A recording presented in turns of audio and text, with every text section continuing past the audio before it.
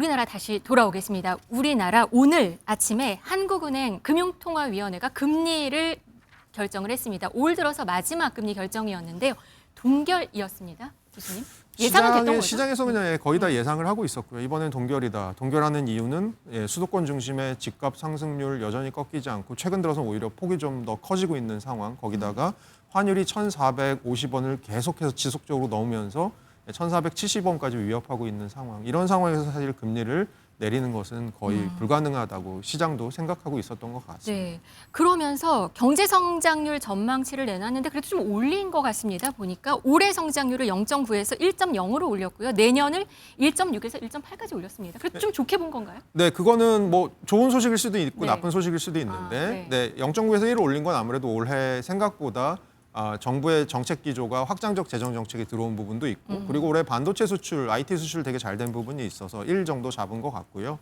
내년을 1.6에서 1.8로 올린 건 아마 내년까지도 반도체나 뭐 여러 가지 수출이 좀 잘 될 것이다, 뭐 이런 것들이 있는 것 같습니다. 근데 혹시라도 시장에서 이제 금리 인하를 기대하시는 분들에게 제가 왜 좋은 소식일 수도 있고 나쁜 소식일 수도 있다고 말씀드렸냐면, 네. 금리 인하를 기대하시는 분들은 이렇게 그러니까 한국은행이 금리를 결정하는 기관이 내년 성장률이 올렸다는 건 그만큼 금리 인하를 통해서 대응해야 될 필요성이 좀 줄어들었다라는 것이기 네. 때문에 한편으로는 금리 인하를 기다리시는 분들에게 조금 안 좋은 소식일 수도 있다 정도 말씀까지 드릴 수 있을 것 같습니다. 그 부분까지 봐야겠군요. 코스피 지수는 그래도 오늘 반가워하는 모습입니다. 지금 4,000포인트를 넘었습니다. 1.32%가 오른 것으로 보이는데요.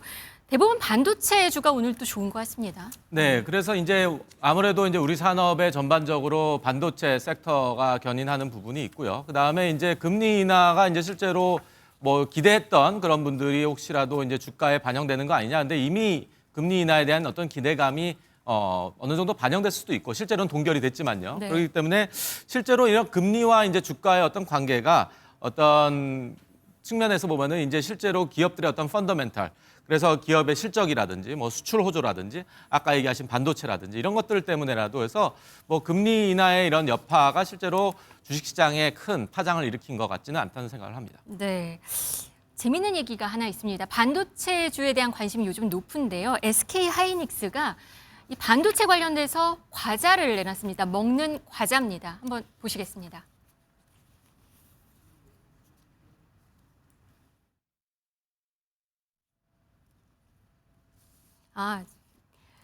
이거네요. 지금 저희가 준비를 했는데 HBM 칩스라는 과자인데요. 네.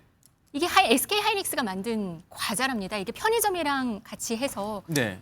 이런 거 출시를 했다고 하는데요. 네. 이게 HBM이라는 게 원래 그러니까 SK 하이닉스가 만드는 그런 메모리 칩인 거죠. 그걸 과자로 만든 거네요. 그렇죠. 그래서 고대역폭 메모리가 이제 HBM인데 이거를 이제 허니 바나나 맛에서 HBM 칩스라고 해서 약간의 좀 언어 유희 좀 있고, 근데 브랜드를 참 잘 만든 것 같아요. 그래서 저도 지금 뭐 이 방송을 통해 처음 봤지만 한번 네네. 어떤가 한번 시식을 해보고 싶은 생각이 듭니다. 네, 하이닉스는 사실 이번이 처음인데 B2B 기업이랑 이 소비재와 이런 협업을 해서 만드는 이런 과자들, 이런 제품들이 좀 있나 봐요. 네, 그래서 이런 이번에 이제 이번만이 아닙니다. 과거에 이제 삼성 디스플레이 같은 경우도 QD OLED 해가지고 QD 라면이랑 오뚜기와 이제 콜라보를 해서 라면을 출시한 적이 있어요.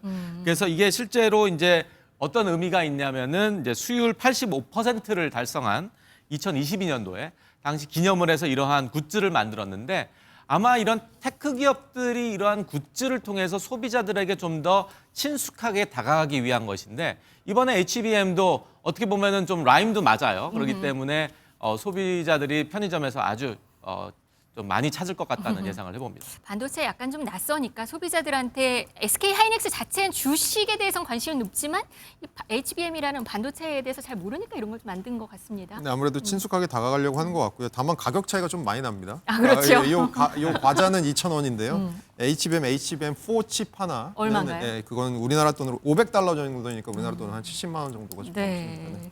그렇습니다. 지금 미국에서는 구글의 신작, 그러니까 구글의 AI, 제미나이 3.0에 대한 호평이 이어지면서 AI 거품론이 살짝 수그러든 모습이긴 한데요.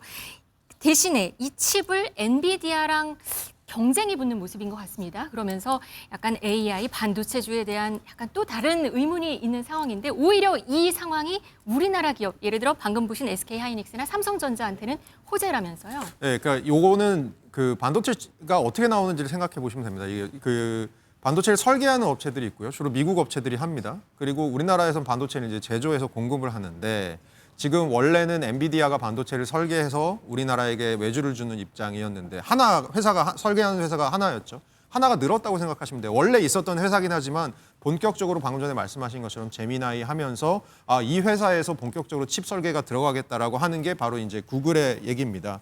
그렇게 봤을 때 사실 엔비디아 칩이랑 이 구글에서 만든 칩이 서로 장단점이 있다고 합니다. 네. 엔비디아 칩 같은 경우는 학습에 굉장히 능하고요. 이 구글에서 만든 칩은 학습에다가 약간 추론 능력까지 갖춘 칩이라고 합니다. 그러면 이 두 회사가 서로 막 경쟁을 할 거잖아요. 근데 그러면 반도체 이거 만드는 제작사가 어디 있지 보니까 삼성, SK하이닉스 있는 겁니다. 그래서 설계하는 회사들, 그래서 설계 수요가 늘어나다 보면 반도체 제조 수요가 늘어날 거고 그러다 보면 둘은 열심히 싸워라. 우리는 그거 받아서 열심히 만들어서 실적을 내겠다. 이런 입장이라고 우리 기업들이 생각하시면 될 것 같습니다. 이 AI 거품론은 그래도 조금 수그러들긴 했는데 그래도 약간 얘기는 있거든요. 방금 허 교수님 말씀하신 대로 그렇게 우리나라 기업들한테는 나쁘지 않은 소식이라고 보시나요? 그렇죠. 아무래도 이제 주문 생산을 하는 그런 방식이다 보니까 D램 쪽에서는 이제 거의 SK하이닉스와 이제 삼성이 거의 70% 시장 점유율을 갖고 있습니다.